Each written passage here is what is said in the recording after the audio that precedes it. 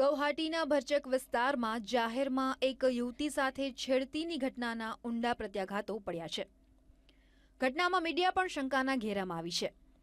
Media પર એવો આરોપ છે કે સનસનાટી ફેલાવવા માટે જ એક ટીવી ચેનલે જાણી જોઈને ઘટનાને અંજામ આપ્યો હતો. ત્યારે આ મામલે તપાસ કરવાની જવાબદારી મીડિયા ફોરમે ઉપાડી છે. મીડિયા ફોરમની ટીમ હાલ ગૌહાટીની મુલાકાતે છે.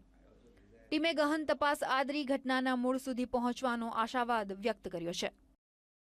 एक फैक्ट फाइंडिंग टीम है और क्या कुछ हुआ है क्या कुछ नहीं हुआ है बिल्कुल ओपन माइंड से उसको हम देखना चाहते हैं.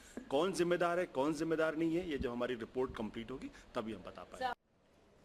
મીડિયા ફોરમની ટીમમાં એન.કે. સિંહા, આશુતોષ અને દિબાંગનો સમાવેશ થાય છે. ટીમ ઘટનાની રજેરજની માહિતી મેળવી રહી છે. આ માટે તેમણે આસામના ડીજીની મુલાકાત લીધી હતી.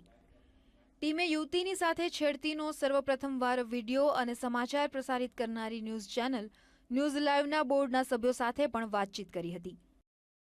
फैक्ट फाइंडिंग टीम और हम लोग सारी कोशिश कर रहे हैं कि पूरे फैक्ट्स मिल जाए, उसके बाद ओपिनियन की बात आती है. तो इस जंक्शन पे हम आपसे कुछ भी ऐसा नहीं बता सकते जो कि ये कह सके कि कल्पेबिलिटी कहाँ थी, किसके पास थी, इंडिविजुअल की थी, ग्रुप की थी, एजेंसी की थी.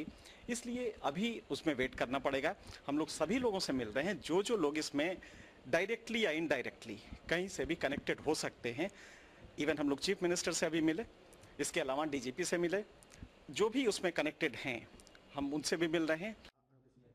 આ મામલે ટીમે આસામના મુખ્યમંત્રી તરુણ ગોગોઈ સાથે પણ મુલાકાત કરી હતી.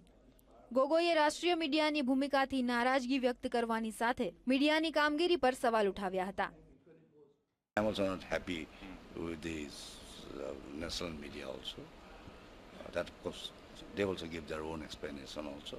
There is some communication gap also, not the intentional also. That's આ ટીમનો મુખ્ય હેતુ ઘટનાના મૂળ સુધી પહોંચવાની સાથે આવા સમયે મીડિયાની ભૂમિકા કેવી હોવી જોઈએ તે અંગે પણ વિચારણા કરવાનો છે.